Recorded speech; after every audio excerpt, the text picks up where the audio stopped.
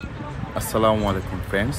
আজ আপনাদের Jolshiri central park সেনাবাহিনীদের park সম্পর্কে তথ্য দেব এবং দেখাবো, জানাবো। আপনারা জলশিরি সেন্ট্রাল পার্কে আসার জন্য কুড়িল বিশ্ব রোডের 300 ফিট যে রোডটা আছে সেই রোডটা ব্যবহার করতে হবে। ওখান থেকে অটো পাওয়া যায়, অটো দিয়েই সেন্ট্রাল পার্কে আসা যাবে। জলশিরির শুক্রবার দিন বন্ধ থাকে, সেনাবাহিনীদের জন্য শুধু শুক্রবার দিন ওপেন। এই দিকটা হলো সেন্ট্রাল পার্কের ঢোকার প্রবেশমুখ এবং টিকিট কাউন্টার। টিকিট কাউন্টারে ঈদের ছুটিতে প্রচণ্ড ভিড়। এখন সময় 4:30, 5:45 বন্ধ হয়ে যায়। এই 4:30 বাজেও কত ভিড়। আমরা টিকিট কেটে ঢুকে পড়লাম। টিকিট প্রাইস হলো পার পারসন 230 টাকা।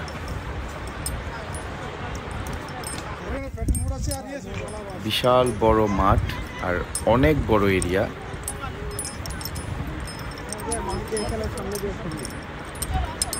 আমি ফার্স্ট আসছি, আগে কখনো আসি না এখানে, তাই কোন দিকে কি সেটা জানি না। ঘুরে ঘুরে দেখবো আর আপনাদের জানাবো।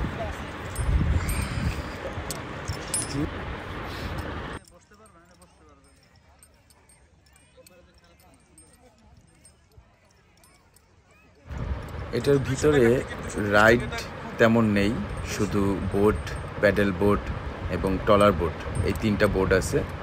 আর বাকি সব বাচ্চাদের অ্যাক্টিভিটিস, তেমন কিছু নেই, শুধু ঘোরার এবং দৃশ্যগুলো দেখার। এই জায়গাটা ফটো জোন, এখানে সবাই দাঁড়িয়ে ফটো তুলে। জলশিরি সেন্ট্রাল পার্ক পুরোটা ঘুরে আমার মনে হয়েছে টিকিট প্রাইসটা অনেক বেশি। এতটা বেশি হওয়া উচিত হয় নাই। টিকিট প্রাইসটা আরও কমিয়ে আনা দরকার। 230 টাকা পার পারসন। ভিতরে ঢুকে তেমন কিছুই নাই। এই জায়গাটা, এটা গাছ দিয়ে তৈরি, গোলক ধাঁধার মতো।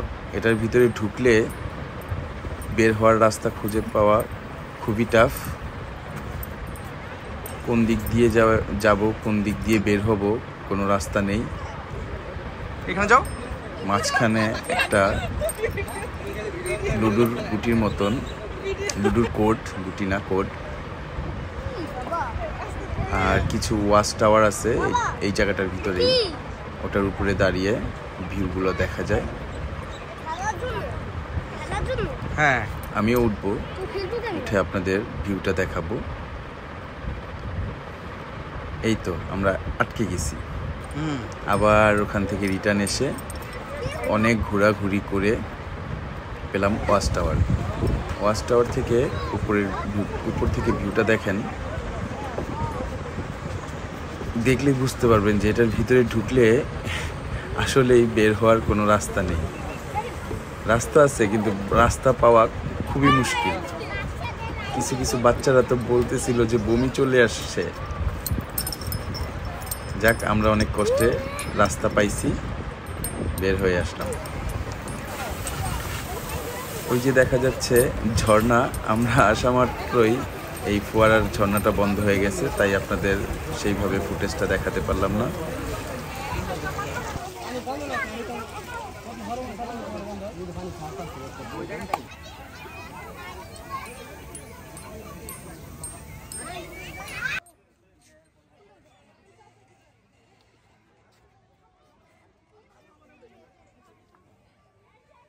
রুমটার মধ্যে কি আসলে সময় অল্প ছিল, তাই আর কি এইদিকে ঢোকার চিন্তাও করি নাই, ভাবিও নাই। ভাবছি যেটা এমনিতেই, কিন্তু এটার ভিতরে হয়তো কিছু আছে, কারণ দেখলাম সবাই ঢুকতেছে। আর এটার উপরে ছাদে ওঠা নিষেধ, একটা বোর্ড লাগিয়ে দিয়েছে। আমরা একটু লেক পাড়ের দিকে যাচ্ছি, যে দিক দিয়ে বোট চলাচল করে ওই সাইডটায় যাচ্ছি আমরা।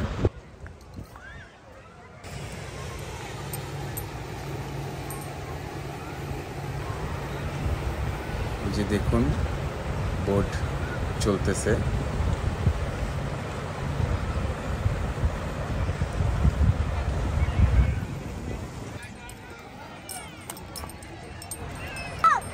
আমরা বোটে আর একটু পরে উঠবো।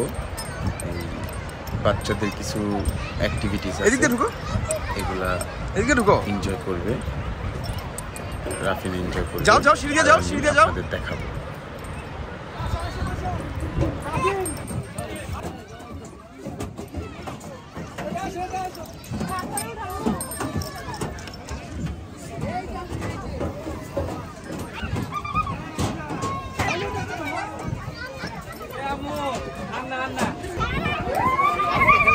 যারা এই জলসিঁড়িতে যাওয়ার জন্য চিন্তা করছেন বা করতেছেন, আশা করি আপনারা গাড়ির ব্যবস্থা করেই যাবেন।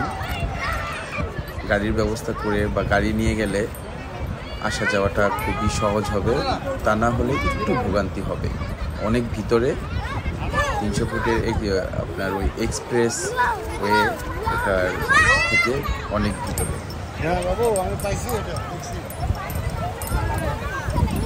এদিকে একটা ঝর্ণার মতন আছে, এটা অনেক সুন্দর, ছবি তোলার জন্য খুবই সুন্দর একটা জায়গা।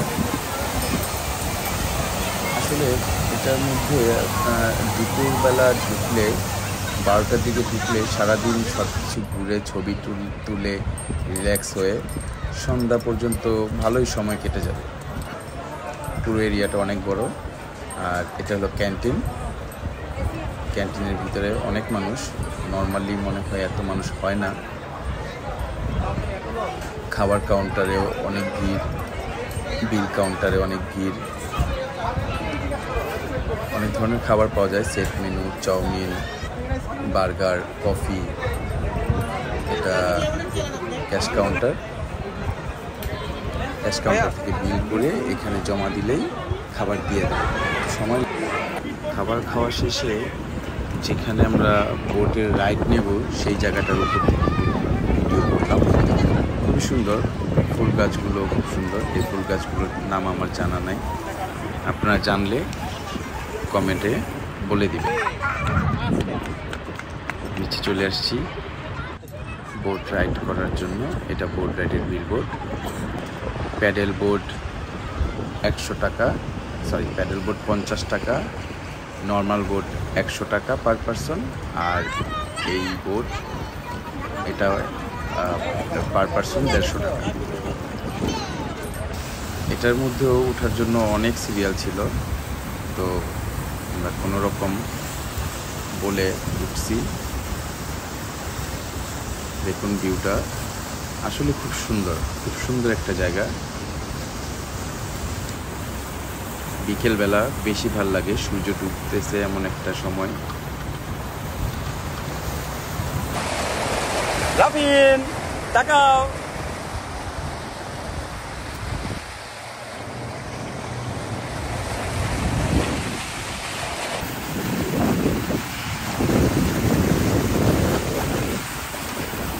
রাইড করা হলেই আমরা এখান থেকে বেরিয়ে যাব, আর এখানে ঘোরা আমাদের শেষ। এই ছিল আজকের মতো আপনাদের জন্য যতটুকু তথ্য দিয়েছি, যতটুকু দেখাতে পারছি দেখিয়েছি। সবাই ভালো থাকবেন, নিজের যত্ন নেবেন।